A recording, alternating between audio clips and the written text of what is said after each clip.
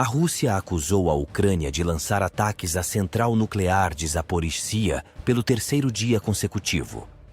Kiev negou as alegações de Moscou de lançar ataques à usina nuclear. Em meio ao aumento dos ataques no local sensível, a Agência Nuclear da ONU, Agência Internacional de Energia Atômica, convocou uma reunião de emergência. Um ataque como esse poderia gerar um acidente nuclear catastrófico e pôr em grande risco toda a população local. O que sabemos até agora é que ninguém quer assumir a autoria desse ataque tão irresponsável. Veja o vídeo completo e deixe aí nos comentários quem vocês acham que cometeu esse atentado. Now, the head of the UK, the UN's nuclear watchdog, has condemned a drone attack on the Russian-occupied Zaporizhzhia power plant in Ukraine.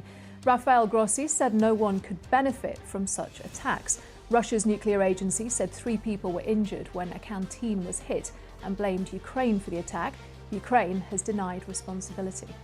Let's speak to our Eastern Europe correspondent Sarah Rainsford, who is live in Kyiv. Sarah, what do we know about the specifics of this attack?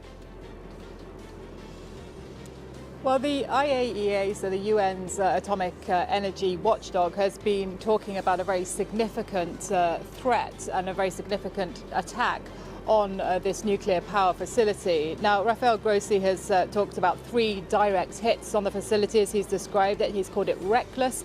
He says this cannot happen. He's saying it's a major escalation of the security dangers there. Now, we've also seen a report that refers to IAEA staff on the ground at the power facility.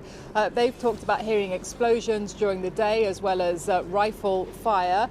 They saw the remnants of drones. They have described that. They also said there were bloodstains at one site, which suggests at least one person, one casualty, one person injured there. But all of the IAEA statements have made clear that there's no structural damage to the power plant, no increased risk from this attack.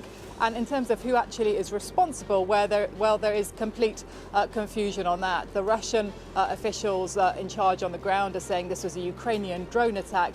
Ukraine's military intelligence agency, the GUR, is denying that, saying Kyiv was not involved. They wouldn't endanger the facility and the civilian population. In fact, they're blaming Russia for that, saying that this was an attack carried out by Russia in order to blame it on Ukraine. But I think it certainly has highlighted the risk around this power plant, which is right on the front line and where there have been, since the start of the full-scale invasion, numerous occasions when the atomic agency, the nuclear agency, the IAEA, has talked about its concerns. But these statements, I think, today are particularly stark, particularly strong.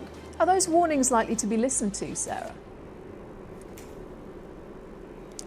Well, at the moment, as we say, it's pretty difficult to know who exactly is responsible, with both sides blaming the other. So it's difficult to know what changes. I mean, I don't think Ukraine is looking for a nuclear accident, but there are drones flying around that area. It is an active front line. The danger is real. So I think it's an attempt by the IAEA to underline how dangerous this kind of attack is, and to make sure that all sides understand that and refrain from any kind of putting the facility at any kind of risk.